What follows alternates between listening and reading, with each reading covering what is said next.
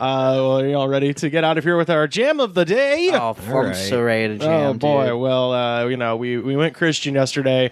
Now we're going the other way. Oh, this is Mötley Crüe. Oh, yeah. Fucking Dr. Feelgood. Let's see. Dude, the comments in this Yeah, this is a shithead anthem right here. Dr. Feelgood was a real person. Oh, yeah? Yeah, no, Dr. He's like Feelgood. the drug dealer in L.A. or something? No, he was a doctor who would prescribe celebrities, including Donald Trump, amphetamines and painkillers and benzos and stuff. Hell just yeah. all the good shit. And like Dr. Michael Jackson. I will say, man, like, you hear this, you're like, this is... If anyone needs to know where butt rock came from, yeah, man, people. I'd say butt rock is the synthesis of grunge and this. Yes, this is Mötley Crüe's And one rap. of their Throw some rap three in good there. songs. Yeah, for sure. Yeah, there's a good break you could sample. Yeah. So let's get into the comments here. Ghost Rider 222 from 2 days ago. No Motel True Song will be complete without, and then in scare quotes, guitar. What? All right. I don't know. True. Very true. Antonio Gallardo from 8 months ago. The Mexican mob rules. They do. I'm not saying anything bad about the Mexican mob. I acknowledge they rule. Thank you for listening. I promise you I will pay you your money back, Rico. Please stop sending chickens to my house. Please. Reindeer Project from 3 months ago. Oh yeah, here comes Thick and Nasty Sounds from L.A. Well done, crew.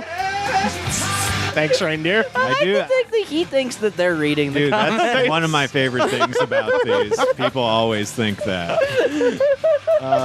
This one's a bit disturbing. MX64 from 1 year ago. I feel good to destroying Sophia Martinez. You know what I mean. So, listen, Sophia, get a restraining order against MX64, please. That's terrifying. She's just made a threat to Sophia Martinez. Because the thing is, he had no friend to tell that threat to. No. You're like, most people, like, man, I'm going to fucking kill Sophie. Like, you tell your friend that. They're like, yo, calm down. down. He had Like, nobody. Half a pint of Jim Beam next to him. Sophie Martinez. You're going down. You know what makes me feel good? Fucking scaring Sophia Martinez to the point where she's afraid for her life. I really do think some of these people write these comments and then later wake up in front of the computer. And they just are like, oh shit, I gotta get into bed. I didn't realize I passed out in front of the computer because I was so fucked up. Miss Spicy Today Divalicious. Or no, I take that back. Divaluscious, not Divalicious. Ooh. Miss Spicy Today Divaluscious from 3 months ago. LMFAO, stop bouncing my lace panties around. They are not a slingshot, LOL. I see, I knew it was gonna be sexy from the username. Well, her name is Miss Spicy. That is definitely a woman. Sure. Definitely not a guy just sitting there and touching himself being like, lace panties, slingshot, daddy horny, Dr. Feelgood. Yeah. This could be a masturbation anthem, too. Yeah. Dr. Feelgood. Yeah. Abigail Delaney from 9 months ago. Tommy Lee is such an incredibly gorgeous musician. And I love the fact that he was with the curvy and beautiful Pamela Anderson. He must really have loved her a lot. Well, he didn't. He That's famously right. beat the shit out of her, and he's a bad guy. Dude, fuck Tommy Lee. Tommy Lee lost me my podcast deal, god damn it. Yeah. Wait, what? I'm not even kidding. What? His wife did, because I used to be at I shouldn't say the name of the studio. I used to be at a studio and like when doing my podcast, and we were talking about how like some kid died at Tommy Lee's house. Yes. And was it his son or was it? It was his son's friend. his It was his son's friend. okay. At a birthday At party. the time, I thought it was his son, and I did a hilarious rendition of "Kickstart My Son's Dead Heart," and we all had a laugh. It was during my edgelord phase. I'm not super proud of it, but it is what it is. And then, as it turns out, Tommy Lee's wife wife was at the studio hours prior. Oh, and the guy who Jesus. owned the studio was listening to the podcast. Oh, no. And we never came back. Oh God. So Reaper Sadness is independent now. Dude, one of the weirdest gigs I had doing the tour guide job Oh yeah. was in, I think it was either 2015 or 2016, and they're back now. But at the time, it was going to be their last tour ever. Yeah. Mötley Crüe's like last hurrah, and the tour was going to end in LA with 2 nights at the Staples Center. And in order to promote this show, they sent out travel packages to radio stations all across the country. So, and they, classic rock stations, they would play and, have contests to win.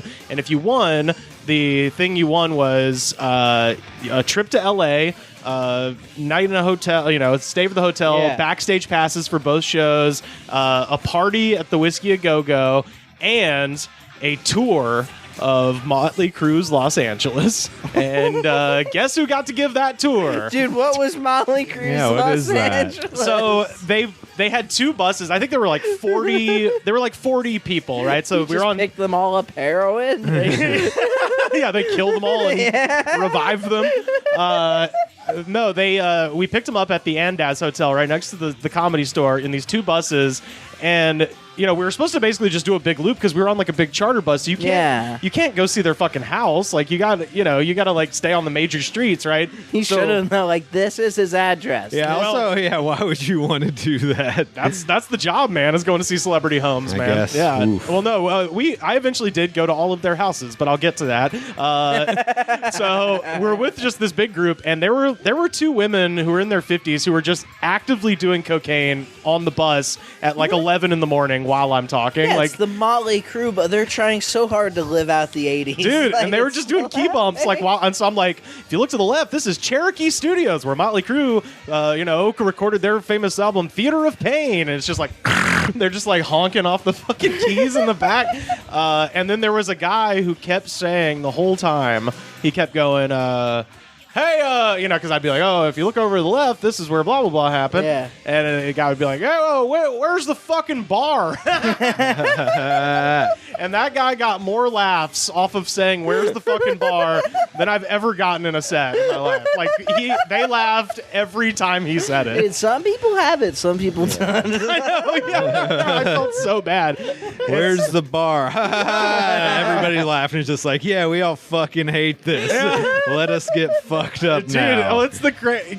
It was optional. It's not like it was a Yeah. field trip. Like they all got on this bus of their own volition. They probably thought it was going to be like a party bus or something. I think so, but it was like at 11. So we did the whole thing, and at the very end, no one was listening to me at all, which is fine. I don't give a shit. I was getting paid either way. And at the very end, everybody gets off the bus, and I was like standing there, like, "Thank you, see you guys later, see ya." And the last 2 people to get off this bus was this couple, and they were just like, "Hey, we're sorry they was being dicks to you. Like we loved it. We thought you were great." I'm like, "Oh, thank you, I appreciate that." And he was like, "Now, is there any way we could go see their houses?" And I was like, Mötley Crüe's houses? And they were like, yeah, like if we just wanted to like hire you to take us, like could we go see the houses? I was like, yeah, I guess.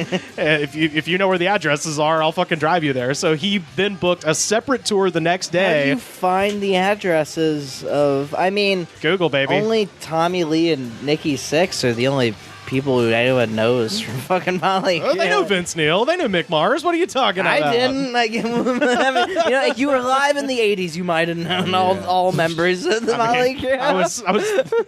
I was the oldest I got in the 80s was 3. So You're Did you know old. every member of Mötley Crüe? I mean, that's just a thing you got to know where I come from. From He knows where spring chicken came from. from the hard, nasty streets of LA, baby. But anyway, yeah. So I drove them all, and I went to the place you were talking about, where the kid died. It's Yeah. Tommyland's. Tommyland. Yeah, off of Mulholland Drive in Agora Hills. Yeah. So, but yeah. Did Anyway, you tell him that when you got there? I This is did. where a child died. It's where a child died. It's also the episode of MTV Cribs that I love the most, where Tommy Lee's giving the tour, and he's just like, "Dude, I got a Starbucks in my house." What a What? piece of shit. Yeah, just go watch MTV Cribs with Tommy Lee. It's great. What is that even Mötley mean? Crüe is everything that was wrong with music in the '80s. So let's see. Turbo Joe 27 from, Turbo Joe 2 from 7 months ago. I had to lower my mids and my tweets for this one. Perfect loud sound. All right. Sometimes you just got to jam out. You got to get the levels just right for a true jam out. Yeah, you gotta balance the speakers. When Dr. Feelgood, when the famously mastered and mixed Feelgood comes on. As a sound engineer, I must turn down the highs. This is not a feel-good story. Fire of His Love. 4 days ago, my mom taught me how to party, but on her deathbed, I taught her how to live forever. So he killed his mom. Either that or he got her into Does Jesus. sound like it. Yeah. It does sound like he held a pillow over this Yeah, woman's exactly. face. There were some will disputes. Or he did the Doug Stanhope and just gave her a bunch of pills. Oh my God. Sean Hernandez from a week ago. I was a security guard for 5 years at a strip club, and this song was played every day. Yeah, it makes when cocaine time. Sometimes the elote man comes down the street at strip clubs in the 80s. There was the cocaine man. He just and the song would start playing. I think Mötley Crüe's greatest hits is you just throw that on, and that's strip club music for the whole day. Yeah. I don't think you need to do anything else. Tucker Hart from 8 months ago. I'm 16, and I've always hated rock because my dad always played it. Up until about a month ago, I suddenly started loving rock, and I haven't listened to hip-hop since. I guess it took some time for me to appreciate real talent. We all hate our dads, too. Look, it can be a big factor in deciding things. I just like that he's like, I'm now different. I don't listen to hip-hop. It's like, you can like both, man. You can listen to two things. There's a lot of people did. I think that was... He's gonna, when he finds out about butt rock, Dude, he's gonna be so happy. That dude's gonna be into new metal by the end of the year. Yeah, I yeah. promise you. Let's DM him about Limp Bizkit. Showstopper from 5 years ago. I love the cocaine, just not the price. He has a point. He has a point. He's saying what we're all thinking when we hear this song. Man, I wish I could afford Is that a cocaine. lyric to this song? I know. It should be. I think it's just because it's like, well, this song is about drugs. What do I think about drugs? Well, I like them, just not paying for them. Well, Night who Patches. can blame that guy? Night Patches from 3 weeks ago. I want to go home, Gordon. No. He's being held prisoner against his own will. La Lasso Scree from 3 months ago. This is so brawly. Awesome. You know, give 'em L. The powerful hyperharmonic beginning might sound like shades of an evocation of Amaethon, the agricultural god who energizes the planted seeds with electricity. But actually, it's more of Hydra, the deity that names a planet also, which actually fulfilled Bodhi's law very nicely, better than Ceres even. This person can afford cocaine. Dude, It's they not- can either afford cocaine or they can't afford their psych meds. Yeah. Either way, they make schizophrenia sound like a lot of... Either way, they're having a good ass time. It is not Maldek. It was destroyed in a natural catastrophe. Anciently, one of the characteristics of the civilization was a huge use of pharmaceuticals for children, such as antidepressants. One or more of the musicians might have been with the Space Commandos in former existence, perhaps even seeing this tragedy firsthand. So really something to think about there. From If you heard a guy on the man. street say Yeah, this, never- you'd be sad. But since it's on YouTube, it's funny for some reason. I mean, It's because you can't hear the tone of pain and anguish in this man's voice. you can he's see him typing all this. scratching an open wound Yeah. on his face. Coltrane Taylor from a year ago. Listen, I'm tired of the Vince Neil fat jokes, okay? Vince Neil, a.k.a. Mince Meal. But I just got to add this one. He's the one they called Dr. Feedgood. He's the one that makes your meals all right. Boom. Whoa. Burned him. Burned Dude, him. you should let him on the... do you think you could book him for Yeah, this? let's message Coltrane Taylor. like it. Coltrane, you might be the funniest man in America. I don't know. This next one's pretty good. Vince Neil, I call him number 9 meal. Boom. You wrote that on the way here, Supersized. right? Yeah, Rivers gave me a heads up Yeah. on this. Eccentric detectorist from 3 years ago. My teacher said not to smoke cigarettes. Didn't have the heart to tell her I was on coke. That rules. You're the coolest person in the world. That guy just kept being awesome, and his life never has become. That guy is still in 8th grade. This next person is this is outstanding because he doesn't know what the skip button is. Trimmers USA from a month ago. Really? A 5-minute video and then we're hit with a 51-minute infomercial? You're fucking killing us. It is true how on YouTube commercials are 5 seconds or up to 2.5 hours. Yeah, you just sometimes like I'll be listening to music on YouTube, and then a song will start playing. It'll be like something I've never heard of before. Yeah. I'm like, the fuck is this? And it's an ad. I was like, Yeah. what the? Now I'm never even like songs I've liked that I found that way. I'm like, well, now I can't listen to it because I don't want your advertising to work. I got 3 more. Rhonda Nolan Bryant from 6 months ago. He's the one they call a Taco Bell dog. Yeah! Hashtag don't ask. I mean, no disrespect, but this phrase has been rolling around Meet Cabeza for 2 days. Dr. Feelgood. Damn. Once again, it's he's the one they call a Taco Bell dog. Yeah. In her head, he's the one that got the Taco Bell dog. Yeah, Like, she's- typed out doesn't sound as good. She's been tortured. Just imagine a woman losing her mind. He's the one they call Dr. Bell dog. He's the one that makes you feel your hero. Mom, please pay attention. He's the one that got Taco. You know what's... Taco. Isn't it weird that they haven't brought back the Taco Bell dog? Why did they take it? It just died, I right? think the It was campaign just changed. ended, They just but it's... decided to change. So what It is was the... popular for a long time. I can't. Yeah. Well, wasn't it racist? Well, the guy who voiced it was his name's Carlos. Carlos Alazraqui, yeah. Yeah. He's, Okay. Yeah, I know. I think it's above board. Oh. Yeah, I don't know. Yeah, I don't know. I do remember that dog. Yeah.